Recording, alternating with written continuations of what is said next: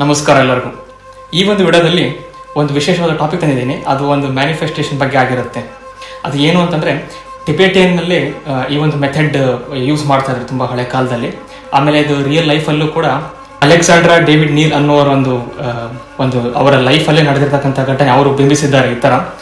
ಅದನ್ನು ಮತ್ತೆ ಎಕ್ಸ್ಪ್ಲೈನ್ ಮಾಡೋಕ್ಕೆ ಟ್ರೈ ಮಾಡ್ತೀನಿ. ಮತ್ತು ಇದನ್ನು ನನ್ನ ಲೈಫಲ್ಲಿ ನಾನು ಯಾವ ಥರ ಗೊತ್ತಿಲ್ಲದಂಗೆ ಅನ್ಕಾನ್ಷಿಯಸ್ ಆಗಿ ಪ್ಯಾಸಿವ್ ಆಗಿ ಇದನ್ನು ಯೂಸ್ ಮಾಡ್ತಾ ಇದ್ದೆ ಅಂತ ಕೂಡ ಇದರಲ್ಲಿ ನಾನು ಎಕ್ಸ್ಪ್ಲೈನ್ ಮಾಡ್ತೀನಿ. ಸೊ ಇಂಟ್ರೊಡಕ್ಷನಲ್ಲಿ ನಾವು ಟೈಟಲಲ್ಲಿ ಹೇಳ್ದಂಗೆ ಟಿಬೆಟಿಯನ್ ಮ್ಯಾನಿಫೆಸ್ಟೇಷನ್ ಮೆಥಡ್ ಏನಿದು ಅಂತ ಹೇಳಿ ಡೈರೆಕ್ಟಾಗಿ ಮೆಥಡನ್ನು ಹೇಳೋಕ್ಕಿಂತ ಮುಂಚೆ ಇದರದೊಂದು ಓವರ್ವ್ಯೂವನ್ನು ಕೊಡಬೇಕು ಅಂತ ನಾನು ಡಿಸೈಡ್ ಮಾಡ್ತೀನಿ. ಅಂದರೆ ಭಾಳ ನೀಟಾಗಿ ಅರ್ಥ ಆಗುತ್ತೆ. ಒಂದು ಎಕ್ಸಾಂಪಲ್ ಕೊಟ್ಬಿಟ್ರೆ ಇದು ಯಾಕೆ ವರ್ಕ್ ಆಗುತ್ತೆ ಅನ್ನೋದು. ನಾನು 2004-5 ಇಸ್ವಿಗಳಲ್ಲಿ ನಂಗೆ ನೆನಪಿದೆ. ನಾನು 5ನೇ ಕ್ಲಾಸ್ ಓದ್ತಾ ಇದ್ದೆ. ಅವಾಗ ಸಮ್ಮರ್ ಇತ್ತಲ್ಲ, ಬೇಸಿಗೆ ದಿನ ರಜೆಗಳಲ್ಲಿ ಸಂಜೆ ನಾನು ಕ್ರಿಕೆಟ್ ಆಡೋಕ್ಕೆ ಹೋಗ್ತಾ ಇದ್ದೆ ಹೊರಗಡೆ. ನಮ್ಮ ಪೇರೆಂಟ್ಸ್ ಹೇಳ್ತಾ ಇದ್ರು, ಆಡೋಕ್ಕೆ ಹೋಗೋಕ್ಕಿಂತ ಮುಂಚೆ ನಮ್ಮ ಮನೇಲಿ ಹೂವಿನ ಗಿಡಗಳಿತ್ತು, ಹಣ್ಣಿನ ಗಿಡಗಳಿತ್ತು, ಅಲ್ಲಿ ನೀರು ಬಿಡು ಆ ಗಿಡಗಳಿಗೆ, ಬಿಟ್ಟು ಹೋಗು ಅಂತ ಹೇಳಿ ನನಗೆ ಆರ್ಡ್ರ್ ಮಾಡ್ತಾಯಿದ್ರು.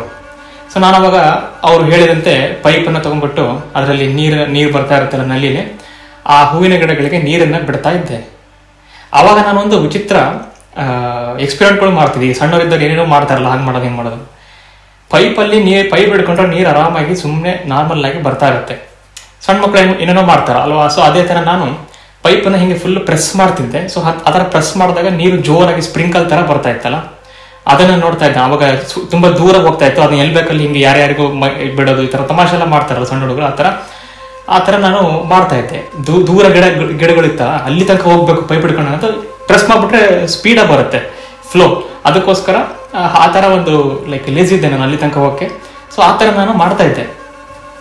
ಆವಾಗ ಒಂದು ಘಟನೆ ಆಗ್ತಾ ಇತ್ತು. ಸರಿಯಾಗಿ ಅಬ್ಸರ್ವ್ ಮಾಡಿದರೆ, ನಾನು ಪ್ರೆಸ್ ಮಾಡೋಕ್ಕಿಂತ ಮುಂಚೆ ನೀರಿನ ಸ್ಪೀಡು ಕಡಿಮೆ ಇರ್ತಾ ಇತ್ತು. ಅದೇ ನಾನು ಪ್ರೆಸ್ ಮಾಡಿದ ತಕ್ಷಣ ಪ್ರೆಷರ್ ಜಾಸ್ತಿ ಆಗ್ತಾ ಇತ್ತು. ಪ್ರೆಷರ್ ಜಾಸ್ತಿ ಆದಾಗ ಫ್ಲೋ ರೇಟನ್ನು ಸೇಮ್ ಉಳಿಸ್ಕೊಳ್ಳೋಕ್ಕೆ ವೆಲಾಸಿಟಿ ಇನ್ಕ್ರೀಸ್ ಆಗಬೇಕು. ಇದು ಭೌತಶಾಸ್ತ್ರದಲ್ಲಿ ಬರ್ನೌಲಿಯ ನಿಯಮ ಅಂತ ನಾವು ಕರಿತೀವಿ. ಯಾವಾಗಾದರೂ ಏರಿಯಾ ಒಂದು ಪೈಪಲ್ಲಿ ಒಂದು ಫ್ಲೂಯಿಡ್ ಬರ್ತಾ ಇದೆ ಅಂತಂದರೆ ಒಂದು ಸರ್ಟನ್ ಪ್ರೆಷರಿಂದ ಬರ್ತಾ ಇರುತ್ತೆ. ಆ ಫ್ಲೋ ರೇಟನ್ನು ಮೇಂಟೈನ್ ಮಾಡ್ತಾ ಇರುತ್ತೆ. ಆ ಪ್ರೆಷರ್ಗೆ ಈ ಫ್ಲೋ ರೇಟ್ ಅಂತ. ನೀವು ಯಾವಾಗ ಏರಿಯಾನ ಡಿಕ್ರೀಸ್ ಮಾಡ್ತೀವಿ ಪೈಪನ್ನು, ಅವಾಗ ಫ್ಲೋ ರೇಟ್ ಜಾಸ್ತಿ ಆಗುತ್ತೆ. ಯಾಕೆ? ಅದೇ ಪ್ರೆಷರ್ನ ಮೇಂಟೈನ್ ಮಾಡಬೇಕಲ್ಲ, ಆ ಪ್ರೆಷರ್ಗೆ ತಕ್ಕಂಗೆ ಫ್ಲೋ ರೇಟನ್ನು ಲೀನಿಯರ್ ಆಗಿ ಮೇಂಟೈನ್ ಮಾಡಬೇಕಲ್ಲ. ಇದು ಬರ್ನೌಲಿಯ ನಿಯಮ. ಇದನ್ನ ಯಾಕೆ ಹೇಳಿದೆ? ಏನೇನೋ ಫಿಸಿಕ್ಸ್ ಹೇಳ್ತಿದ್ದಾನಲ್ಲ ಇವನು ಮ್ಯಾನಿಫೆಸ್ಟೇಷನ್ ಹೇಳಿದ್ಬಿಟ್ಟು ಅಂತೇಳಿ ನಿಮಗೆ ಕ್ವಶನ್ ಬರ್ತಾ ಇರ್ಬೋದು. ಇಲ್ಲಿ ಒಂದು ಮ್ಯಾನಿಫೆಸ್ಟೇಷನ್ ಮೆಥಡ್ ನಾನು ಆಲ್ರೆಡಿ ಹೇಳಿದ್ದೀನಿ. ಏನು ಅಂಥೇಳಿ ತುಂಬ ಸರಳವಾಗಿ ಇವಾಗ ಅರ್ಥ ಆಗೋ ಭಾಷೆಯಲ್ಲಿ ಹೇಳ್ತೀನಿ. ಸ್ಪೀಡಾಗಿ ವಾಟರ್ ಬರೋದು ಅನ್ನೋದು ಒಂದು ಮ್ಯಾನಿಫೆಸ್ಟೇಷನ್, ಆಯಿತಾ? ಸ್ಪೀಡಾಗಿ ವಾಟರ್ ಬರಬೇಕು ಅನ್ನೋದು ಒಂದು ಮ್ಯಾನಿಫೆಸ್ಟೇಷನ್. ಬಟ್ ನನ್ನ ಹತ್ರ ಸ್ಲೋ ಆಗಿ ಬರ್ತಿರೋ ವಾಟರ್ ಇದೆ. ಏನು ಮಾಡೋದು? ಆಯಿತಾ? ಇದೇ ಥರ ನಮ್ಮ ಮೈಂಡ್ ಮತ್ತು ನಮ್ಮ ಕನಸು. ಮೈಂಡಲ್ಲಿ ಏನೋ ಒಂದು ಆಗಬೇಕು, ನನ್ನ ಕನಸು ಆಗಬೇಕು ಅನ್ನೋದು, ಡಿಸೈರ್ ಆಗಬೇಕು ಅನ್ನೋದು ಒಂದು ಮ್ಯಾನಿಫೆಸ್ಟೇಷನ್ ಗೋಲ್. ಇಲ್ಲಿ ನೀರು ಸ್ಪೀಡ್ ಆಗೋದು ಅನ್ನೋ ಗೋಲ್ ಥರ ನಮ್ಮ ಮನಸ್ಸಲ್ಲಿ ಒಂದು ಗೋಲ್, ಆಯಿತಾ? ಈಗ ನಮ್ಮ ಹತ್ರ ನೀರಿದೆ, ವಾಟರ್ ಇದೆ. ಏನು ಮಾಡಿದರೆ ಸ್ಪೀಡ್ ಆಗುತ್ತೆ ನೀರು, ಅದೇ ಥರ ನನ್ನ ಹತ್ರ ಮೈಂಡ್ ಇದೆ. ನನ್ನ ಹತ್ರ ಮೈಂಡಿಗೆ ಪವರ್ ಇದೆ. ಏನು ಮಾಡಿದರೆ ನನ್ನ ಮ್ಯಾನಿಫೆಸ್ಟೇಷನ್ ಬೇಗ ಬರುತ್ತೆ, ಬೇಗ ಸ್ಪೀಡ್ ಆಗುತ್ತೆ ಅಂತ ಒಂದು ಕ್ವಶನಿಗೆ ಬಂದಾಗ ನಾ ಏನು ಮಾಡಿದೆ? ಅಲ್ಲಿ ಪ್ರೆಷರ್ ಹಾಕಿದೆ. ಅಂದರೆ ವಾಟರ್ ಪೈಪಿನ ಏರಿಯಾವನ್ನು ಡಿಕ್ರೀಸ್ ಮಾಡಿದೆ. ಅಂದರೆ ಇಂಟೆನ್ಸಿಟಿ. ಪ್ರೆಷರ್ ಅಂದ್ರೇನು? ಲೈಕ್ ಅದನ್ನು ಒತ್ತು ಅಂತ ಅರ್ಥ. ಅಂದರೆ ಇಂಟೆನ್ಸ್ ಆಗಿ ಮಾಡುವ ಫ್ಲೋ ರೇಟ್ ಅಂತ. ಇದೇ ಥರ ನಾವು ಮಾಡ್ತಕ್ಕಂಥ ಮ್ಯಾನಿಫೆಸ್ಟೇಷನಲ್ಲಿ ಒಂದು ಇಂಟೆನ್ಸಿಟಿ ಇದ್ದಾಗ, ಒಂದು ತೀವ್ರತೆ ಇದ್ದಾಗ ನಮ್ಮ ಒಂದು ಚಿಂತನೆಗಳು ಕೂಡ ಹೊರಗೆ ಬರ್ತವೆ ಅನ್ನೋದು ಹೇಳೋಕ್ಕೆ ನಾನು ಈ ಎಕ್ಸಾಂಪಲ್ನ ಕೊಟ್ಟೆ. ಇವಾಗ 1930-1920 ಸಮೀಪದಲ್ಲಿ ಫ್ರೆಂಚ್ ಮಹಿಳೆ, ಇದು ಆ್ಯಕ್ಚುಲಿ ಇವರು ಥಿಯೋಸಾಫಿಕಲ್ ಸೊಸೈಟಿಯ ಜೊತೆ ಕೂಡ ಇದು ಸಂಬಂಧ ಇಟ್ಕೊಂಡಿದ್ರು. ಇವರ ಹೆಸರು ಅಲೆಕ್ಸಾಂಡ್ರಾ ಡೇವಿಡ್ ನೀಲ್ ಅಂತ. ಇದನ್ನು ನೀವು ಕೂಡ ಅಂತರ್ಜಾಲದಲ್ಲಿ ಹುಡುಕಿದರೆ ಎಷ್ಟೊಂದು ಸಿಗ್ತವೆ. ಇದು ಏನು, ಇದ್ರ ಬಗ್ಗೆ ಏನಿದು ಟಿಬೆಟಿಯನ್ ಮ್ಯಾನಿಫೆಸ್ಟೇಷನ್ ಅಂದರೆ ಅಂತ. ಈ ಅಲೆಕ್ಸಾಂಡ್ರಾ ಡೇವಿಡ್ ನೀಲ್ ಏನು ಮಾಡಿದರು? ಅವಾಗಿನ ಕಾಲದಲ್ಲಿ ಟಿಬೆಟ್, ನೇಪಾಳ ಮತ್ತು ಭಾರತದ ಅಲ್ಲಲ್ಲಿ ಪ್ರದೇಶಗಳು, ನಾರ್ತ್ ಈಸ್ಟ್ ಏರಿಯಾ ಇದೆಯಲ್ಲ, ಅಲ್ಲಿ ಬಂದು ಇಲ್ಲಿ ಕಲ್ಚರ್ ಹೆಂಗಿದೆ ಎಲ್ಲ ತಿಳ್ಕೊಳ್ಳೋಕ್ಕೆ ಅವ್ರು ಇಲ್ಲಿ ಬಂದು ಇಲ್ಲೇ ಉಳಿದ್ರು. ಆ್ಯಕ್ಚುಲಿ ಅವರಿಗೆ ಭಾಳ ಇಷ್ಟ ಆಗಿತ್ತು. ಮತ್ತೆ ಅವ್ರು ವಾಪಸ್ ಹೋಗ್ತಾರೆ ಪ್ಯಾರಿಸಿಗೆ. ಅವ್ರು ಪ್ಯಾರಿಸಲ್ಲಿ ಹುಟ್ಟಿದ್ದು, ಆದರೆ ಇಲ್ಲಿ ತಿಳ್ಕೊಳ್ಳೋಕ್ಕಿಲ್ಲೆಲ್ಲ ಅವರು ಬರ್ತಾಯಿದ್ರು. ಆ ಥರ ಬಂದಾಗ ಅವರಿಗೆ ಒಂದು ವಿಚಿತ್ರವಾದ ಎಕ್ಸ್ಪೀರಿಯನ್ಸ್ಗಳು ಆಯಿತು. ಆ ಎಕ್ಸ್ಪೀರಿಯನ್ಸ್ಗಳನ್ನು ಅವರು ಒಂದು ಫ್ರೆಂಚಲ್ಲಿ ಒಂದು ಬುಕ್ಕನ್ನು ಬರೆದಿದ್ದಾರೆ. ಈ ಟಿಬೆಟಿಯನ್ ಮಾಂಕ್ಸ್ಗಳಲ್ಲಿ ನಡೀತಕ್ಕಂಥ ಈ ಒಂದು ರಿಚುವಲ್ ಅಂತ ಕರಿಬೋದು ಅಥವಾ ಒಂದು ಆಕ್ಟಿವಿಟಿ ಅಂತ ಕರಿಬೋದು. ಇದನ್ನು ಅವರು ಬರೆದಿದ್ದಾರೆ. ಏನಪ್ಪ ಇದು ಅಂತಂದಾಗ ಒಂದು ಪದದ ಪರಿಚಯವನ್ನು ಅವರು ಮಾಡ್ತಾರೆ. ಅದಕ್ಕೆ ತಲ್ಪ ಅಂತ ಕರೀತಾರೆ, TULPA ಅಂತ ಹೇಳಿ. ಏನಿದು ತಲ್ಪಗಳು ಅಂತ ನಾವು ನೋಡ್ತಾ ಹೋದಾಗ ಇದರ ಬಗ್ಗೆ ಎಷ್ಟೊಂದು ಸುಮಾರು ಡಾಕ್ಯುಮೆಂಟ್ರಿ ಇದಾವೆ. ಬಟ್ ನಾನು ನೋಡಿರೋ ಒಂದು ಮಾಹಿತಿ ಪ್ರಕಾರ ನಮ್ಮ ಥಾಟ್ ಫಾರ್ಮ್ಸ್ ಅಂತ ಇರುತ್ತಲ್ಲ, ಅಂದರೆ ನಮ್ಮ ಚಿಂತನೆಗಳು ಅಂತ, ಆ ಚಿಂತನೆಗಳು ನಾವೇನು ಅನ್ಕೊಳ್ತೀವಿ ಬರೀ ಮನಸ್ಸಲ್ಲಿ ಆಗುತ್ತೆ, ಅದು ಏನು ಹೊರಗೆ ಬರಲ್ಲ, ಯಾರಿಗೂ ಕಾಣಿಸಲ್ಲ. ಇಂಟ್ರೂಸಿವ್ ಥಾಟ್ಸ್ಗಳು, ಒಳಗಡೆ ಆಂತರಿಕ ಚಿಂತನೆಗಳಿರ್ತಾವೆ, ಅದು ಯಾರಿಗೂ ಕಾಣಿಸಲ್ಲ ಅಂತ ಹೇಳಿ. ಬಟ್ ಇಲ್ಲಿ ಏನಾಗುತ್ತೆ, ಟಿಬೇಟಲ್ಲಿ ಕೆಲವೊಬ್ಬ ಹಳೆಯ ಕಾಲದ ಮಾಂಕ್ಗಳು ಏನು ಮಾಡ್ತಾಯಿದ್ರು, ತುಂಬ ಇಂಟೆನ್ಸ್ ಮೆಡಿಟೇಷನ್ಗಳ ಮೂಲಕ, ಇಂಟೆನ್ಸ್ ವಿಜುವಲೈಸೇಷನ್ ಮೂಲಕ ಅವರ ಥಾಟ್ಸ್ಗಳನ್ನು ಒಂದು ರೂಪವನ್ನು ಕೊಡ್ತಾ ಇದ್ರು. ಇದು ಯಾವುದೇ ಒಂದು ಮನುಷ್ಯರ ರೂಪದಲ್ಲಿ ಬರಬಹುದು, ಅಥವಾ ಒಂದು ಫ್ರೆಂಡಿನ ರೂಪದಲ್ಲಿ ಬರಬಹುದು, ಅಥವಾ ಯಾವುದೋ ಒಂದು ವ್ಯಕ್ತಿಯ ರೂಪದಲ್ಲಿ ಬರಬಹುದು, ಆ ವ್ಯಕ್ತಿಗೆ ಎಷ್ಟೇ ಕೈ ಕಾಲು ಅಂತ ಏಲಿಯನ್ ರೂಪದಲ್ಲಿ ಬರಬಹುದು. ಈ ಥರ ಇದಕ್ಕೆ ಅವರು ತಲ್ಪಗಳು ಅಂತ ಕರೀತಾ ಇದ್ರು. ಈ ಅಲೆಕ್ಸಾಂಡರ್ ಅವರಿಗೆ ಇದರ ಬಗ್ಗೆ ತುಂಬ ಕುತೂಹಲ ಬರ್ತಾ ಬಂತು. ಏನಿದು ಜಸ್ಟ್ ಮೈಂಡ್ ಪವರ್ ಯೂಸ್ ಮಾಡಿಬಿಟ್ಟು ಚಿಂತನೆಗಳನ್ನು ಒಂದು ರೂಪ ಕೊಟ್ಟುಬಿಡೋದು ಅಂದರೆ ಏನಿದು? ಈ ತಲ್ಪಗಳು ಅಂದರೆ ಇಂಡೈರೆಕ್ಟ್ಲಿ ಮ್ಯಾನಿಫೆಸ್ಟೇಷನ್ ಅಂತ ಅರ್ಥ. ಮ್ಯಾನಿಫೆಸ್ಟೇಷನ್ ಅವತಾರ ಆಗ್ಬಿಡೋದು ಅಂತ, ಒಳಗೆ ಏನಿದೆ ಅದು ಅವತಾರ ಆಗ್ಬಿಡೋದು ಅಂತ. ಸೊ ಇವರು ಕೂಡ ಅವರ ಆ ಒಂದು ಮಾಂಕ್ಗಳ ಜೊತೆ ಇವರು ಎಕ್ಸ್ಪೀರಿಯನ್ಸ್ಗಳನ್ನು ಹೇಳ್ತಾ ಹೋಗ್ತಾರೆ. ಇವರು ಆ ಥರ ಒಂದು ವಿಜುವಲೈಸೇಷನ್ ಮಾಡಿದಾಗ, ಇಂಟೆನ್ಸಿವ್ ವಿಜುವಲೈಸೇಷನ್ ಮಾಡಿದಾಗ ಇವರಿಗೂ ಒಂದು ತಲ್ಪ ಕ್ರಿಯೇಟ್ ಆಯಿತು ಅಂತ ಹೇಳಿ ಇವರು ಹೇಳ್ತಾರೆ. ಆಮೇಲೆ ಏನಿದು ಆ್ಯಕ್ಚುಲಿ ಅದೇನು ದೆವ್ವನ, ಮನುಷ್ಯನ, ಅಥವಾ ಅದೇನು ಸ್ಪಿರಿಟ್, ಈ ಥರ ನೋಡ್ತಾ ಹೋದಾಗ ಅದು ಒಂದು ಪಾರ್ಟ್ ಆಫ್ ದ ಸಬ್ಕಾನ್ಷಿಯಸ್ ಮೈಂಡಿಂದ ಬರುತ್ತದು. ನಿಮ್ಮ ಸಬ್ಕಾನ್ಷಿಯಸ್ ಮೈಂಡಲ್ಲಿ ಏನು ಚಿಂತನೆಗಳಿರುತ್ತೋ ಆ ಚಿಂತನೆಗಳೆಲ್ಲ ಮನುಷ್ಯನ ರೂಪದಲ್ಲಿ ಆಗಿ ಅದಕ್ಕೊಂದು ಜೀವ ಬರುತ್ತೆ, ಅದಕ್ಕೊಂದು ಕಾನ್ಷಿಯಸ್ನೆಸ್ ಇರುತ್ತೆ. ಇದು ಒಂಥರ ಸೆಂಟಿಯೆಂಟ್ಗಳ ಥರ. ಸೆಂಟಿಯೆಂಟ್ ಅಂದರೆ ಒಂದು ರೋಬೋಟ್ ಕ್ರಿಯೇಟ್ ಮಾಡಿಬಿಟ್ಟು ಅದಕ್ಕೊಂದು ಫೀಲಿಂಗ್ ಕೊಡೋದು ಅಂತಾರಲ್ಲ, ಎಕ್ಸಾಕ್ಟ್ಲಿ ಅದೇ ಥರ. ಎಕ್ಸೆಪ್ಟ್ ನೀ ರೋಬೋಟ್ ಮಾಡ್ತಾ ಇಲ್ಲ, ನಿನ್ನ ಚಿಂತನೆಗಳಿಗೆ ಜೀವ ಕೊಡ್ತಾ ಇದೆಯಾ. ಹಾಗಿದ್ರೆ ಆ ಚಿಂತನೆಗಳು ನಮ್ಮದೇ ಅಲ್ಲ ಸರ್ ಅಂತ ನೀವು ಕೇಳ್ಬೋದು. ಇದು ಹಾಗಲ್ಲ. ಆ ಚಿಂತನೆಗಳು ರೂಪ ತಾಳಿದ್ರೆ ಅದಕ್ಕೆ ಒಂದು ಆಸೆ ಇರುತ್ತೆ, ಅದಕ್ಕೆ ಒಂದು ಜೀವ ಇರುತ್ತೆ, ಅದು ನಿನ್ನೊಳಗಡೆ ಬದುಕ್ತಾ ಇರುತ್ತೆ. ಒಂದು ದಿನ ನಿನಗದು ಎದುರಿಗೆ ಕೂಡ ಕಾಣಿಸ್ಕೊಳ್ಳುತ್ತೆ ಅನ್ನೋ ಒಂದು ಭಯಾನಕ ವಿಚಾರವನ್ನು ಅಲೆಕ್ಸಾಂಡರ್ ಅವರು ಕಂಡುಕೊಳ್ತಾ ಬಂದರು. ಅವರು ಮಾಡಿದ ತಲ್ಪ ಒಂದು ಮೊಟ್ಟ ಮೊದಲಿಗೆ ಅವ್ರಿಗೆ ಹೇಗೆ ಗೋಚರಿಸ್ತು ಅಂತಂದರೆ, ಬೆಳಗಿನ ಜಾವ ಯಾರಾದರೂ ವಾಕಿಂಗ್ ಮಾಡ್ತಿರ್ತಾರಲ್ಲ ಟಿಬೆಟಿನಲ್ಲಿ, ಆ ಗುಡ್ಡಗಾಡು ಪ್ರದೇಶಗಳಲ್ಲಿ, ಅಲ್ಲಿ ಒಂದು ಮಾಂಕ್ ರೂಪದಲ್ಲಿ ಅದು ಕಾಣಿಸ್ಕೊಳ್ತು. ಅದನ್ನು ರಿಪೋರ್ಟ್ ಮಾಡಿದರು ಅಲೆಕ್ಸಾಂಡರ್ ಅವರಿಗೆ. ಅವ್ರು ಹೇಳಿದರು, ಇಲ್ಲ, ಇದನ್ನು ನಾನು ಕ್ರಿಯೇಟ್ ಮಾಡ್ತಾ ಇದ್ದೆ ನನ್ನ ಚಿಂತನೆಗಳ ಮೂಲಕ, ಈಗ ಅದು ಹೊರಗೆ ಜೀವ ತಾಳಿದೆ. ನನ್ನ ಚಿಂತನೆ ಬರೀ ಮೈಂಡಲ್ಲಿ ಒಬ್ಬ ವ್ಯಕ್ತಿಯನ್ನು ನೋಡ್ತಾ ಇದ್ದೆ ನಾನು, ಆ ಥರ ಫ್ರೆಂಡ್ ಇದ್ರೆ ಹೇಗೆ ಅಂತೇಳಿ. ಇವಾಗ ಆ ವ್ಯಕ್ತಿ ನಿಜವಾಗ್ಲೂ ಫಿಸಿಕಲ್ ಮ್ಯಾನಿಫೆಸ್ಟೇಷನ್ ಆಗ್ತಾ ಇದ್ದಾನೆ. ಇದು ಸೈನ್ಸ್ ಅಲ್ಲ, ಇದು ಮೆಟಾಫಿಸಿಕ್ಸು. ಈ ಥರ ಹೊರಗಡೆ ಅವನು ಜೀವ ತಾಳ್ತಾ ಇದ್ದಾನೆ. ಆ ಒಂದು ನನ್ನ ಚಿಂತನೆಗೆ ಜೀವ ಬಂದಿದೆ. ಬರೀ ಲಿಟ್ರಲ್ ಆಗಲ್ಲ, ಎದುರಿಗೆ ನೋಡ್ಬೋದು ಆ ಚಿಂತನೆಗಳನ್ನು. ನಾವು ಅನ್ಬೋದು, ಇಲ್ಲ ಸರ್ ಇದು ಜಸ್ಟ್ ಚಿಂತನೆಗಳು, ಅದು ಒಂದು ಫೀಲ್ಡಲ್ಲಿ ಇರ್ಬೋದಲ್ಲ ಚಿಂತನೆಗಳು ಅಂತ. ಹೌದು, ಇದೇ ನೋಡು ಡಿಫ್ರೆನ್ಸ್ ಬಿಟ್ವೀನ್ ಔರ ಮತ್ತೆ ಈ ತಲ್ಪಕ್ಕೆ ಏನು ಡಿಫ್ರೆನ್ಸ್ ಅಂತ ನಾವು ನೋಡ್ತಾ ಹೋದಾಗ, ಔರ ಅನ್ನೋದು ಒಂದು ಎಂಟಿಟಿಯ ಸುತ್ತ ಇರ್ತಕ್ಕಂಥ ಒಂದು ಶಕ್ತಿಯ ಫೀಲ್ಡ್ ಅಷ್ಟೇ. ಆದರೆ ಈ ತಲ್ಪಕ್ಕೂ ಔರ ಇದೆ ಅನ್ನೋದು ಒಂದು ವಿಚಿತ್ರವಾದ ಸಿದ್ಧಾಂತ ಅವ್ರು ಕಂಡಿರ್ತಕ್ಕಂಥದ್ದು. ಹೀಗಾಗಿ ಒಬ್ಬರಲ್ಲ ಎಷ್ಟೊಂದು ಜನ ಅವರಿಗೆ ರಿಪೋರ್ಟ್ ಮಾಡ್ತಾ ಇದ್ರು, ನನಗೆ ಆ ವ್ಯಕ್ತಿ ಅಲ್ಲಿ ಕಂಡ, ನನಗೆ ಅದೇ ವ್ಯಕ್ತಿ ಇಲ್ಲಿ ಕಂಡ ಅಂತ. ಅಲೆಕ್ಸಾಂಡರ್ ಅವರಿಗೆ ತುಂಬ ಆಶ್ಚರ್ಯ ಆಗ್ತಾ ಬಂತು. ಏನಿದು, ನಾನು ಮಾಡಿದ ಈ ಥರ ಒಂದು ಇಂಟೆನ್ಸ್ ವಿಜುವಲೈಸೇಷನ್ ಹೊರಗಡೆ ರೂಪ ತಾಳ್ಬಿಡ್ತಾವೆ. ನನ್ನ ಚಿಂತನೆ ಲೈಕ್ ಫಿಸಿಕಲ್ ಮ್ಯಾನಿಫೆಸ್ಟೇಷನ್ ಆಗೋಯ್ತದೆ. ಆ್ಯಕ್ಚುಲಿ ಬರೀ ಒಳಗೆ ಇರಲಿಲ್ಲ, ಹೊರಗಡೆ ಆ ವ್ಯಕ್ತಿಗೆ ನನ್ನ ಚಿಂತನೆ ಅನ್ನೋದಕ್ಕೆ ವ್ಯಕ್ತಿ ಆಯಿತು, ಆ ವ್ಯಕ್ತಿಗೆ ಇನ್ನೊಂದು ಡಿಸೈರ್ ಬಂತು, ಆ ವ್ಯಕ್ತಿಗೆ ಇನ್ನೊಂದು ಸಬ್ಕಾನ್ಷಿಯಸ್ ಮೈಂಡ್ ಬಂತು. ಸೊ ಇದು ಒಂದೇ ದೇಹದಲ್ಲಿ ಇಬ್ಬಿಬ್ರು ಬದುಕ್ತಂಗೆ, ಪರಕಾಯ ಪ್ರವೇಶ ಅಂತ. ಸೊ ಒಂಥರ ಇಂಡೈರೆಕ್ಟ್ಲಿ ಆ ಥರ ಇಬ್ಬಿಬ್ರು ಬದುಕ್ತಂಗೆ ಒಂದು ಚಿಂತನೆ ಆಗ್ತಾ ಬಂತು. ಇದಿಷ್ಟಕ್ಕೆ ನಿಲ್ತಾ ಇಲ್ಲ, ಕಾಲಕ್ರಮೇಣ ದಿನಗಳಾಗ್ತಾ ಇದ್ದಂತೆ ಆ ವ್ಯಕ್ತಿ ಏನಿದ್ದ ಮೊದಲು ಹ್ಯಾಪಿ ಮಾಂಕ್ ಥರ ಕಾಣ್ತಾ ಇದ್ದ, ಎಲ್ಲರ ಜೊತೆ ಮಾತಾಡ್ತಾ ಇದ್ದ, ಬೇಗ ಕಾಣೆ ಆಗ್ಬಿಡ್ತಾ ಇದ್ದ, ಎಲ್ಲ ಪೊರೆ ಹಿಂದೆ ಹೋಗ್ಬಿಡ್ತಾ ಇದ್ದ. ಬರ್ತಾ ಸಿನಿಸ್ಟರ್ ರೂಪವನ್ನು ಪಡಿತಾ ಹೋಯ್ತು ಆ ವ್ಯಕ್ತಿ. ಆ ಮಾಂಕ್ ಇರ್ತಕ್ಕಂಥನು ಒಬ್ಬ ಸ್ಲೆಂಡರ್ ಮ್ಯಾನ್ ಥರ ಕಾಣ್ತಾ ಹೋದ, ಒಬ್ಬ ರಾಕ್ಷಸನ್ ಥರ ಕಾಣ್ತಾ ಹೋದ. ಹೆದರ್ಸಕ್ಕೆ ಸ್ಟಾರ್ಟ್ ಮಾಡ್ದ ಎಲ್ಲರೂ. ಅದನ್ನು ರಿಪೋರ್ಟ್ ಮಾಡಕ್ಕೆ ಸ್ಟಾರ್ಟ್ ಮಾಡಿದರು. ನೋಡಿ, ನೀವು ಮಾಡ್ತಕ್ಕಂಥ ಈ ತಲ್ಪ ಇವಾಗ ರಾಕ್ಷಸನ ರೂಪ ತಾಳ್ತಾ ಇದೆ, ಅಲ್ಲಲ್ಲಿ ಕಾಣುತ್ತೆ ಬೆಳಗಿನ ಜಾವ, ತುಂಬ ಹೆದರಿಕೆ ಆಗುತ್ತೆ ನಿಮಗೆ ಆ ಜಾಗಕ್ಕೆ ಹೋಗೋಕ್ಕೆ ಅಂತ. ಅಲೆಕ್ಸಾಂಡರ್ ಅವರಿಗೆ ಮತ್ತೆ ಒಂದು ಚಿಂತನೆ ಕಾಡೋಕ್ಕೆ ಸ್ಟಾರ್ಟ್ ಆಯಿತು.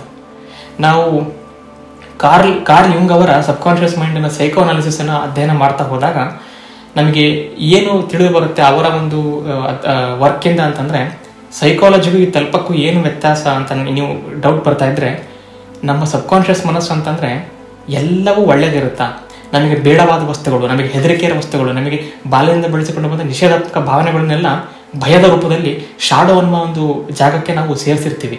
ಅಲ್ಲೆಲ್ಲ ಕತ್ಲಿರುತ್ತೆ. ಈ ಶಾಡೋ ಬಗ್ಗೆ ನಾನು ಕೆಲವೊಂದು ವಿಡಿಯೋಗಳನ್ನು ಮಾಡಿದ್ದೀನಿ, ನನ್ನ ಹಳೆ ವಿಡಿಯೋಗಳನ್ನು ನೀವು ನೋಡಬಹುದು. ಈ ಶಾಡೋ ಅನ್ನೋದು ಆ ಒಂದು ದೆವ್ವದ ರೂಪವನ್ನು ತಾಳಿತ್ತು ಇವ್ರ ಕೇಸಲ್ಲಿ. ಮೊಟ್ಟ ಮೊದಲಿಗೆ ಖುಷಿಯಾಗಿ ಮಾಂಕಿನ ರೂಪದಲ್ಲಿ ಇತ್ತು, ಆ ಸನ್ಯಾಸಿ ರೂಪದಲ್ಲಿ ಇತ್ತು, ಅವನ್ನೆಲ್ಲರೂ ಮಾತಾಡಿಸ್ತಾ ಇದ್ದ. ಇವಾಗ ಅದೇ ಚಿಂತನೆಗಳು ದೆವ್ವದ ರೂಪವನ್ನು ತಾಳಿತು. ಆ ಪದೇ ಹಿಂದೆ ಹೋಗ್ತಕ್ಕಂಥ ಭೂತದ ರೂಪದಲ್ಲಿ ಆ ಜನರಿಗೆ ಕಾಡ್ತಾ ಹೋಯಿತು. ಮತ್ತೆ ಈ ತಲ್ಪವನ್ನು ಹೇಗೆ ಬರೆಸಿದ್ರು ಅದೇ ಇಂಟೆನ್ಸ್ ವಿಜುವಲ್ ಇಂದ ರಿವರ್ಸ್ ಮ್ಯಾನಿಫೆಸ್ಟೇಷನ್ ಅಥವಾ ಮ್ಯಾನಿಫೆಸ್ಟೇಷನ್ ಅಂತ ಮಾಡಿ ಆ ತಲ್ಪವನ್ನು ಅವರು ನಾಶ ಮಾಡಿದ್ರು ಅಂತ ಹೇಳಿ, ನಾನಲ್ಲ, ಅವರ ಒಂದು ಬಯೋಗ್ರಫಿಯಲ್ಲಿ ಅವರು ಆ ಒಂದು ಏನು ಬುಕ್ಕನ್ನು ಬರೆದಿದ್ದಾರೆ ಟಿಬೆಟಿಯನ್ ತಲ್ಪಗಳ ಬಗ್ಗೆ, ಅದರಲ್ಲಿ ಅವರು ಹೇಳಿಕೊಂಡಿದ್ದಾರೆ, ಪ್ರಸ್ತಾಪ ಮಾಡಿದ್ದಾರೆ. ಇವಾಗ ಇದರ ಬಗ್ಗೆ ನಾವು ಕೂಲಂಕುಷವಾಗಿ ನಾವು ನೋಡ್ತಾ ಹೋದಾಗ ಏನು ಇದರ ಸತ್ಯತೆಗಳು, ಈ ಥರ ನಿಜವಾಗ್ಲೂ ಆಗಕ್ಕೆ ಸಾಧ್ಯನಾ ಅಂತ ನಾವು ನೋಡ್ತಾ ಹೋದಾಗ, ಇದು ಮೇನ್ಲಿ ಈಸೋಟೆರಿಕ್ ಟೀಚಿಂಗ್ಸ್ ಅಂತ ಕರೀತಾರೆ. ಅಂದರೆ ಇವೆಲ್ಲ ಮೆಟಾಫಿಸಿಕಲ್ ಟೀಚಿಂಗ್ಸ್ಗಳು, ಥಿಯೋಸಾಫಿಕಲ್ ಸೊಸೈಟಿ ಅಂತ ಕರೀತಾರಲ್ಲ, ಥಿಯಿಸಮ್ ಅನ್ನು ಯಾರು ಟೀಚ್ ಮಾಡ್ತಾರೋ ಅವರಿಗೆ ಇದ್ರ ಬಗ್ಗೆ ತುಂಬ ಒಂದು ಜ್ಞಾನ ಇರುತ್ತೆ. ಯಾಕಂತಂದರೆ ಇದನ್ನು ವೈಜ್ಞಾನಿಕವಾಗಿ ಸ್ಪಷ್ಟಪಡಿಸುವಂಥ ಯಾವುದೇ ಸಿದ್ಧಾಂತ ಇವಾಗ ಇಲ್ಲ. ಯಾಕೆ ಅಂತಂದರೆ ಇದು ಸಬ್ಜೆಕ್ಟಿವ್ ವಿಚಾರ ಆಗಿರುತ್ತೆ. ಈಗ ಕೆಲವೊಬ್ಬರು ಹೆಲುಸಿನೇಷನಿಂದ ಕೂಡ ನನಗೆ ಅಲ್ಲೇನೋ ಕಾಣ್ತಾ ಇದೆ ಅಂತ ಹೇಳ್ಬೋದು, ಆಯ್ತಾ. ಅಂದರೆ ಎಲ್ಲರೂ ಹೆಲುಸಿನೇಷನ್ ಮಾಡ್ತಿದ್ದಾರೆ ಅಂತ ಕೂಡ ನಾನು ಹೇಳ್ತಾ ಇಲ್ಲ. ಕೆಲವೊಂದು ಘಟನೆಯಲ್ಲಿ ಒಬ್ಬರನ್ನ ಹೇಗೆ ನಂಬೋದು ಅನ್ನೋದು ಇಲ್ಲಿ ಒಂದು ಸಬ್ಜೆಕ್ಟ್ ವಿಚಾರ ಆಗ್ತಾ ಹೋಗುತ್ತೆ. ಆದರೆ ಈ ಅಲೆಕ್ಸಾಂಡರ್ ಅವರಿಗೆ ಆಗಿರ್ತಕ್ಕಂಥ ಎಕ್ಸಾಂಪಲ್ ಮಾತ್ರ ತುಂಬ ಡಿನೈ ಮಾಡೋಕ್ಕೂ ಆಗಲ್ಲ, ತುಂಬ ಅಕ್ಸೆಪ್ಟ್ ಮಾಡೋಕ್ಕೂ ಆಗಲ್ಲ. ಯಾಕೆ ಅಂತಂದರೆ ನಿಜವಾಗಿಯೂ ನನ್ನ ಲೈಫಲ್ಲೂ ಕೂಡ ಈ ಥರ ಕೆಲವೊಂದು ಘಟನೆಗಳು ನಡೆದಿದ್ದಾವೆ. ಅದನ್ನೇ ಇವಾಗ ನಾನು ಶೇರ್ ಮಾಡಬೇಕು ಅಂತಿದ್ದೀನಿ. ಏನು ನಡೆದಿದ್ದಾವೆ, ನಾನೇನಾದರೂ ಈ ಥರ ಒಂದು ತಲ್ಪವನ್ನು ಕ್ರಿಯೇಟ್ ಮಾಡಿದ್ನಾ, ಅದೇನಾದರೂ ಒಂದು ವಿಚಿತ್ರ ಪ್ಯಾರಾನಾರ್ಮಲ್ ರೂಪವನ್ನು ತಾಳ್ತಾ ಅಂತ ಹೇಳಿ ನಿಮಗೆ ಡೌಟ್ ಬರ್ತಾ ಇರ್ಬೋದು. ನನ್ನ ಲೈಫಲ್ಲಿ ನಾನು ಈ ಥರ ಒಂದು ಪ್ಯಾಸಿವ್ ಇನ್ವಿಟೇಷನನ್ನು ಮಾಡಿದ್ದೆ ತಲ್ಪಗಳಿಗೆ. ಏನಿದು ಪ್ಯಾಸಿವ್ ಇನ್ವಿಟೇಷನ್ ಅಂತ ನೋಡಿದಾಗ, ಇವೆಲ್ಲ ಹೇಳಿದ್ನಲ್ಲ ಮೆಥಡ್ಸು, ಇವೆಲ್ಲ ಆ್ಯಕ್ಟಿವ್ ವಿಜುವಲ್ ಮಾಡಿದಾಗ ಟಿಬೆಟಿಯನ್ ಮಾಂಕ್ಗಳು ಅವ್ರು ಏನೇನೋ ಮೆಥಡ್ಸ್ಗಳಿಂದ, ನೀವು ರೆಸೊನೆನ್ಸ್ ಮೆಥಡ್ ಅಂತ ಅವ್ರು ಕರೀತಾರೆ. ರೆಸೊನೆನ್ಸ್ ಮೆಥಡ್ ಅಂದರೆ ಎಲ್ಲ ವಸ್ತುಗಳಿಗೆ ಒಂದು ರೆಸೊನೆಂಟ್ ಫ್ರೀಕ್ವೆನ್ಸಿ ಅಂತ ಇರುತ್ತೆ. ಆ ವಸ್ತು ಆ ಹೊರಗಿನ ರೆಸೊನೆಂಟ್ ಫ್ರೀಕ್ವೆನ್ಸಿಗೆ ಮ್ಯಾಚ್ ಆದಾಗ ಆ ವಸ್ತು ಠಳ್ ಅಂತ ಒಡೆದೋಗುತ್ತೆ. ಫಾರ್ ಎಕ್ಸಾಂಪಲ್ಲು, ಗ್ಲಾಸನ್ನು ಇಟ್ಕೊಂಡ್ಬಿಟ್ಟು ಒಪೆರಾ ಸಿಂಗರ್ಸ್ಗಳು ಅಂತ ಲೈಟ್ ಫ್ರೀಕ್ವೆನ್ಸಿ, ಹೈ ಫ್ರೀಕ್ವೆನ್ಸಿಲಿ ಮಾಡ್ತಾ ಹೋದಾಗ ಆ ಫ್ರೀಕ್ವೆನ್ಸಿ ಗ್ಲಾಸಿನ ಫ್ರೀಕ್ವೆನ್ಸಿಗೆ ಮ್ಯಾಚ್ ಆದಾಗ ಹೆಂಗೆ ರೆಸೊನೆನ್ಸ್ ಉಂಟಾದಾಗ ಎನರ್ಜಿ ಹೈಯೆಸ್ಟ್ ಇರುತ್ತೆ. ಆವಾಗ ಅದು ಪುಡಿ ಆಗೋಗ್ಬಿಡುತ್ತೆ ಗ್ಲಾಸ್, ಅಂದರೆ ಮೂವ್ ಆಗುತ್ತೆ, ಫ್ರೀಕ್ವೆನ್ಸಿಯಿಂದ ವಸ್ತುಗಳು ಮೂವ್ ಆಗ್ತವೆ. ಈ ಒಂದು ಯೂಸ್ ಮಾಡಿ ಟಿಬೆಟಿಯನ್ ಮಾಂಕ್ಗಳು ಕಲ್ಲನ್ನು ಒಂದು ಎತ್ತರದ ಪ್ರದೇಶಗಳಿಗೆ ಜಸ್ಟ್ ಸೌಂಡಿಂದ ಕಳಿಸ್ತಾ ಇದ್ರು ಅಂತ ಹೇಳಿ ಕೆಲವೊಂದು ಕಾನ್ಸ್ಪಿರಸಿ ಥಿಯರಿಗಳನ್ನು ನಾವು ನೋಡಿರ್ಬೋದು. ಆದರೆ ನಾನು ಆ ಥರ ಆ್ಯಕ್ಟಿವ್ ಆಗಿ ಮಾಡಲಿಲ್ಲ, ಯಾಕಂದರೆ ನಾನು ಟಿಬೆಟಿಯನ್ ಮಾಂಕ್ ಅಲ್ಲ, ನಾನೊಬ್ಬ ಇಲ್ಲಿರ್ತಕ್ಕಂಥ ಒಬ್ಬ ಮನುಷ್ಯ. ಸೊ ನಾನು ಯಾವ ಥರ ಮಾಡ್ತಾ ಇದ್ದೆ ಅಂದರೆ, ಈಗ ನೋಡೋಣ, ಎಲ್ಲರ ಯಾವ ಡಿಸೈರ್ಗೆ ಇದನ್ನು ಮಾಡ್ತಾರೆ ಅಂತಂದರೆ, ಕೆಲವೊಬ್ಬರಿಗೆ ಏನೋ ದುಡ್ಡಿಗೋಸ್ಕರ ಮಾಡ್ತಾರೆ ವಿಜುವಲೈಸೇಷನ್, ಇನ್ನೊಬ್ಬರು ಹೆಲ್ತಿಗೋಸ್ಕರ ಮಾಡ್ತಾರೆ, ಇನ್ನೊಬ್ಬರು ಲೈಫ್ ಸ್ಟೈಲಿಗೋಸ್ಕರ ಮಾಡ್ತಾರೆ. ನಾನು ಹೆಂಗೆ ಮಾಡ್ತಾ ಇದ್ದೆ, ಈ ಚಾನಲನ್ನು ಬೆಳೆಸ್ತಾ ಇದ್ದೀನಿ, ಆಯಿತಾ, ಸ್ಟಾರಿ ಮ್ಯಾನ್ ಅನ್ನೋ ಚಾನಲನ್ನು ಬೆಳೆಸ್ತಾ ಇದ್ದೀನಿ. ಇದರಲ್ಲಿ ನಾನು ಸಬ್ಕಾನ್ಷಿಯಸ್ ಮೈಂಡ್ ಬಗ್ಗೆ ಹೇಳ್ತೀನಿ, ಸೈನ್ಸ್ ಫ್ಯಾಕ್ಟ್ಸ್ಗಳ ಬಗ್ಗೆ ಹೇಳಿರ್ತೀನಿ, ಮತ್ತು ಬ್ರಹ್ಮಾಂಡದ ಈ ಥರ ಸೀಕ್ರೆಟ್ಸ್ಗಳನ್ನು ಮಾಡ್ತಾ ಇರ್ತೀನಿ. ಈ ಥರ ಮಾಡುವಾಗ ನನಗೆ ಒಂದು ಐಡಿಯಾ ಅಂತ ಇರುತ್ತೆ. ಎಲ್ಲರಿಗೂ ಇದ್ದಕ್ಕಿಂತ ಒಂದು ಕೆಲಸ ಮಾಡು ಅಂತಂದರೆ ಮಾಡೋಕ್ಕಾಗಲ್ಲ, ಏನಾದರೂ ಒಂದು ಪ್ಲ್ಯಾನ್ ಮಾಡಿ ಮಾಡು. ಮನೆ ಕಟ್ಟುವಾಗ ಬ್ಲೂ ಪ್ರಿಂಟನ್ನು ಕಟ್ಟಿ ಮಾಡ್ತಾರೆ, ಅಥವಾ ಏನಾದರೂ ಒಂದು ಪ್ರಾಜೆಕ್ಟನ್ನು ಮಾಡುವಾಗ ಈ ಥರ ಒಂದು ಗೋಲ್ ಅಂತ ಇಟ್ಕೊಂಡು ಮಾಡ್ತಾರೆ. ಇದೇ ಥರ ನಾನು ಈ ಒಂದು ವಿಡಿಯೋಗಳನ್ನು ಮಾಡ್ತೀನಲ್ಲ ಇವೆಲ್ಲ ನಿಮ್ಮ ಮುಂದೆ. ಇದನ್ನು ಮಾಡೋಕ್ಕಿಂತ ಮುಂಚೆ ನನ್ನ ಐಪ್ಯಾಡಲ್ಲಿ ಅಥವಾ ನನ್ನ ನೋಟ್ಸ್ ಆ್ಯಪಲ್ಲಿ ಇಂಟ್ರೊಡಕ್ಷನಲ್ಲಿ ಏನು ಹೇಳಬೇಕು, ಮಧ್ಯದಲ್ಲಿ ಏನು ಹೇಳಬೇಕು, ಎಂಡಿಂಗನ್ನು ಹೆಂಗೆ ಮುಗಿಸ್ಬೇಕು, ಯಾವ ಎಕ್ಸಾಂಪಲ್ಗಳನ್ನು ಹೇಳಬೇಕು, ಯಾವ ಪದಗಳನ್ನು ಯೂಸ್ ಮಾಡಬೇಕು, ಇವನ್ನೆಲ್ಲ ನಾನು ಒಂದು ಕಡೆ ನೋಟ್ ಥರ ಬರೆದಿಟ್ಕೊಂಡಿರ್ತೀನಿ. ಈ ಥರ ಬರೆದಿಟ್ಕೊಂಡ್ಬಿಟ್ಟು ಓಕೆ ಹಿಂಗೆ ಬೈಹರ್ಟ್ ಮಾಡಿ ಹೇಳ್ಬಿಡೋಲ್ಲ. ಸೊ ಹಿಂಗಲ್ಲ. ಈಗ ಒಂದು ನೀವು ಯೂಟ್ಯೂಬನ್ನು ನೀವು ಹೆಂಗೆ ಅಂಥೇಳಿ ಸ್ವತಃ ನಿಮಗೆ ಯಾರಿಗಾದ್ರೂ ಎಕ್ಸ್ಪೀರಿಯನ್ಸ್ ಇದ್ದರೆ, ಮೊಟ್ಟ ಮೊದಲಿಗೆ ನಾವು ಏನೋ ಮಾಡೋಕ್ಕೆ ಟ್ರೈ ಮಾಡ್ತೀವಿ. ನನ್ನದೇ ಆದ ಹಳೆ ವಿಡಿಯೋಗಳು ನೋಡಿದರೆ ಒಂಥರ ಏನು ಸೈಕ್ ಥರ ಮಾಡ್ತಾನೆ, ಹೆಂಗೋ ಮಾಡ್ತಾರೆ, ಮೈಕ್ ಸರಿಗಿಲ್ಲ, ಅದು ಸರಿಗಿಲ್ಲ ಅಂತ. ಬರ್ತಾ ಎವಲ್ಯೂಷನ್ ಅನ್ನೋದಾಗುತ್ತೆ. ಒಂದು ದಿನ ನಿಮಗದು ಕರಗತ ಆಗೋಗ್ಬಿಡುತ್ತೆ ಏನು ಮಾತಾಡಬೇಕು ಅನ್ನೋದು. ಈವನ್ ನೀವು ಯಾವುದೇ ಫೀಲ್ಡಲ್ಲಿ ನೀವು ಆ್ಯಕ್ಚುಲಿ ಎಕ್ಸ್ಪರ್ಟ್ಗಳು ಅಂತಿದ್ದರೆ ಅವ್ರು ಯಾವಾಗಲೂ ಪ್ರಿಪೇರ್ ಆಗಲ್ಲ. ಮನಸ್ಸಲ್ಲಿ ಒಂದು ಐಡಿಯಾ ಅಂತ ಬರುತ್ತೆ, ಆಯಿತಾ, ಒಂದು ಫೀಲ್ಡ್ ಅಂತ ಬರುತ್ತೆ, ಒಂದು ಅವ್ರಿಗೆ ಎನರ್ಜಿ ಅಂತ ಬರುತ್ತೆ. ಈ ಥರ ನಾನು ಕೆಲವೊಮ್ಮೆ ಅಬ್ಸರ್ವ್ ಮಾಡಿದ್ದೀನಿ. ನನ್ನ ಚಿಂತನೆಗಳು ಕೆಲವೊಂದ್ಸಲ ಸ್ನಾನ ಮಾಡ್ತಾ ಇರ್ತೀನಿ ನಾನು. ಆವಾಗ ಏನೋ ಒಂದು ಐಡಿಯಾ ಬರುತ್ತೆ, ನೆಕ್ಸ್ಟ್ ವಿಡಿಯೋ ಏನು ಮಾಡಬೇಕು ಅಂತೇಳಿ. ಆ ಐಡಿಯಾನ ಯಾವಾಗಲೂ ನಾನು ಬರೆಯೋಕ್ಕೆ ನನಗೆ ಟೈಮ್ ಬರಲ್ಲ, ಯಾಕಂದರೆ ಹೊರಗಡೆ ಇರ್ತೀನಿ, ಏನೋ ಮಾಡ್ತಿರ್ತೀನಿ ಆಯಿತಾ.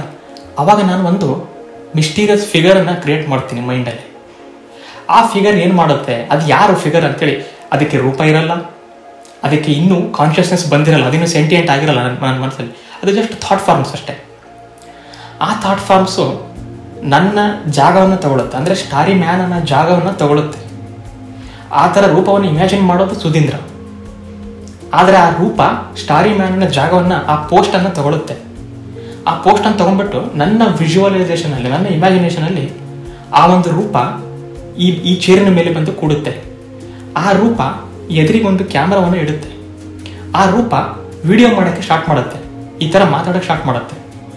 ನನ್ನ ವಿಜುವಲೈಸೇಷನಲ್ಲಿ ಅದು ಜಸ್ಟ್ ಇಮ್ಯಾಜಿನೇಷನ್ ಆಗಿರ್ಬೋದು, ಬಟ್ ನನ್ನ ಮತ್ತು ಅದರ ಸಂಬಂಧ, ನನ್ನ ಮತ್ತು ಆ ಒಂದು ಅಬ್ಸ್ಟ್ರಾಕ್ಟ್ ರೂಪ ಇದೆಯಲ್ಲ, ಆ ಒಂದು ಅಮೂರ್ತ ಕಲ್ಪನೆ, ನಾನೇನು ಅಂದ್ಕೊಳ್ತಿರ್ತೀನಿ ಅದು ನಿಜವಾಗ್ಲೂ ನಡೀತಾ ಇದೆ, ಅದು ನನ್ನ ಪರವಾಗಿ, ಅಂದರೆ ಸ್ಟಾರಿ ಮ್ಯಾನಿನ ಪರವಾಗಿ ಮಾಡ್ತಾ ಇದೆ. ಹಂಗೆ ಮಾಡಿದರೆ ಹೆಂಗಾಗಿರುತ್ತೆ ಫ್ಯೂಚರ್ ಅಂತ ಒಳಗೆ ಇಮ್ಯಾಜಿನ್ ಮಾಡ್ತಾ ಇರ್ತೀನಿ. ಹೊರಗೆ ನೋಡೋರಿಗೆ ಹೆಂಗೆ ಅನಿಸ್ಬೋದು, ಇವನು ನೆಕ್ಸ್ಟ್ ಏನು ಮಾಡ್ಬೇಕಂತ ಐಡಿಯಾ ಮಾಡ್ತಿದ್ದಾನೆ ಹೊರತು ಅದೇನು ಮ್ಯಾನಿಫೆಸ್ಟ್ ಆಗ್ತಿಲ್ಲ ಅಂತ.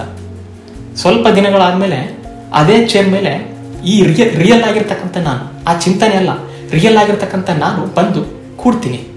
ಇಲ್ಲಿ ಕೂತು ರಿಯಲ್ ಆಗಿರ್ತಕ್ಕಂಥ ಎದುರಿಗೆ ಕ್ಯಾಮ್ರಾವನ್ನು ನೋಡ್ತೀನಿ. ಅದು ಏನು ನಡೆದಿರ್ತಲ್ಲ ಸೀನು, ಅದೇ ಸೀನ ಇಲ್ಲಿ ರಿಪೀಟ್ ಆಗುತ್ತೆ ಆ್ಯಕ್ಚುಲಿ ಮೈಂಡಲ್ಲಿ. ಸ್ವಲ್ಪ ದಿನಗಳ ಹಿಂದೆ ಎಲ್ಲೋ ತದೇಕ ದೃಷ್ಟಿಯಿಂದ ನಾನು ಸ್ನಾನ ಮಾಡ್ತಿರುವಾಗ ಅಥವಾ ಹೊರಗಡೆ ನಾನು ಸದರನ್ ಬ್ಲಾಕ್ ಫಾರೆಸ್ಟಲ್ಲಿ ಹೈಕಿಂಗ್ ಹೋಗ್ತಿರುವಾಗ ಆ ತಲ್ಪ ನನ್ನ ಒಳಗಡೆ ಬಂದಿರುತ್ತೆ. ಆ ಮನುಷ್ಯ, ಅವನು ಸ್ಟಾರಿ ಮ್ಯಾನ್ ಅಂತಲೇ ನಾನು ನಂಬಿದ್ದೀನಿ. ಅವನು ನನ್ನ ಜೊತೆ ಮಾತಾಡ್ತಾನೆ. ಅವನು ಅವಾಗವಾಗ ನೀನು ಹಿಂಗೆ ವಿಡಿಯೋ ಮಾಡಿದರೆ ಹಿಂಗೆ ರಿಯಾಕ್ಷನ್ ಬರುತ್ತೆ ನೋಡು, ನೀನು ಹಿಂಗೆ ವಿಡಿಯೋ ಮಾಡಿದರೆ ಹಿಂಗೆ ಆಗುತ್ತೆ ನೋಡು, ನೀ ಇದನ್ನು ಹೇಳ್ಬೇಕು ನೋಡು ಅಂತೇಳಿ ನನಗೊಂದು ಐಡಿಯಾ ಕೊಟ್ಟಂಗೆ. ನನ್ನ ಒಳಗಡೆ ಯಾರೋ ಒಂದು ಎಂಟಿಟಿ ಇದೆ, ಯಾವುದೋ ಒಂದು ಸೆಂಟಿಯೆಂಟ್ ಇದೆ. ಆ ಸೆಂಟಿಯೆಂಟ್ ನನಗೆ ಹಿಂಗೆ ಮಾಡು ಅಂತೇಳಿ ಯಾವುದೋ ಒಂದು ದಾರಿ ತೋರಿಸ್ತಂಗೆ. ಇದನ್ನು ನಾವು ಇಂಟ್ಯೂಷನ್ ಅಂತ ಆದರೂ ಕರಿಬೋದು, ನಾನು ಇದನ್ನು ತಲ್ಪ ಅಂತ ಕರಿತೀನಿ. ಇದು ನನ್ನ ಚಿಂತನೆಯ ಫಿಸಿಕಲ್ ಮ್ಯಾನಿಫೆಸ್ಟೇಷನ್. ಇದುವರೆಗೂ ನಾನು ಅಲೆಕ್ಸಾಂಡರ್ ನೀಲ್ ಥರ ಎದುರಿಗೆ ಬಂದಿರೋದನ್ನು ನೋಡಿಲ್ಲ. ಯಾಕಂದರೆ ಇಲ್ಲೆಲ್ಲ ನಾನು ಜರ್ಮನಿಯ ಬ್ಲಾಕ್ ಫಾರೆಸ್ಟಲ್ಲಿ ಓಡಾಡಿದ್ದೀನಿ ರಾತ್ರಿ ಹೊತ್ತು. ನಾನಿರ್ತಕ್ಕಂಥ ಪ್ರದೇಶ ಜಾಸ್ತಿ ಜನರು ಇಲ್ಲ, ಈ ದೇಶದಲ್ಲೇ ಮೊದಲು ಜಾಸ್ತಿ ಜನಸಂಖ್ಯೆ ಇಲ್ಲ. ಅದರಲ್ಲೂ ನಾನಿರ್ತಕ್ಕಂಥದ್ದು ಕಾಡೆಯ ಪ್ರದೇಶ. ಇಲ್ಲಿ ನನಗೆ ಬ್ಲಾಕ್ ಫಾರೆಸ್ಟಿನ ಪೈನ್ ಟ್ರೀಗಳ ಸೌಂಡು ಮತ್ತು ಆ ದಿಗಂತದಲ್ಲಿ ಕಾಣ್ತಕ್ಕಂಥ ನಕ್ಷತ್ರಗಳು ಬಿಟ್ಟರೆ ಜಾಸ್ತಿ ಯಾವುದೋ ಮನುಷ್ಯರ ಒಂದು ನನಗೆ ಅಷ್ಟೊಂದು ಇಂಟರಾಕ್ಷನ್ ಬೇಗ ಆಗಲ್ಲ. ಸೊ ಆ ರೀತಿಯಾಗಿ ನನ್ನ ಚಿಂತನೆಗಳು ಎಷ್ಟು ಇಂಟೆನ್ಸ್ ಆಗಿ ಬರ್ತಾ ಹೋಗುತ್ತೋ ಅಷ್ಟು ರಿಯಾಲಿಟಿಯಾಗಿ ನಾನು ವಿಡಿಯೋಗಳನ್ನ ಮಾಡಿದ್ದೀನಿ. ಇದೆಲ್ಲ ವಿಡಿಯೋಗಳನ್ನ ಏನು ಮಾಡಿದ್ದೀನಲ್ಲ, ಪ್ರತಿಯೊಂದು ವಿಡಿಯೋಗಳ ಹಿಂದೆ ಏನೇನು ಸ್ಕ್ರಿಪ್ಟ್ ಬರೆದಿದ್ದೀನಿ, ಇದೆಲ್ಲ ಬರೀ ನಾನೊಂದೇ ಅಲ್ಲ. ಯಾಕೆ ನಾನು ಹಾಗೆ ಸಪ್ರೇಟ್ ಎಂಟಿಟಿಯನ್ನು ಕಂಪೇರ್ ಮಾಡ್ತಿದ್ದೀನಿ ಅಂತ ನೀವು ಅನ್ಕೋಬೋದು, ಇದು ನೀನೇ ಅಲ್ಲ, ನಿನ್ನ ಮೈಂಡ್ ಅಲ್ಲ ಇದು ಅಂತ. ನನ್ನ ಮೈಂಡ್ ಆಗಿದ್ರು ಕೂಡ ನಾನು ಅದನ್ನು ಫಾಲೋ ಮಾಡಿದೆ. ನನಗೆ ಯಾರೋ ಒಳಗಡೆಯಿಂದ ಗೈಡ್ ಮಾಡಿದರು, ಅವರು ನನಗೆ ಎದುರಿಗೆ ಮ್ಯಾನಿಫೆಸ್ಟೇ ಆಗಿಲ್ಲ ಅಷ್ಟೇ. ಇವತ್ತು ನಾನು ಏನು ಮಾತಾಡ್ತಿದ್ದೀನಿ, ಈ ಘಟನೆ ಆಲ್ರೆಡಿ ಒಂದಿನ ನಡೆದು ಹೋಗಿದೆ, ಹಿಂದೆ ಯಾವಾಗ ನಡೆದಿತ್ತು. ಈ ವಿಡಿಯೋ ಮಾಡುವಾಗ ಹಿಂಗೆ ಮಾತಾಡ್ಬೇಕು ನೀನು ಅನ್ನೋದು ಒಂದ್ಸಲ ನಡೆದಿತ್ತು. ಅದನ್ನು ನನಗೆ ಆ ವ್ಯಕ್ತಿ ಹೇಳಿದ್ದ.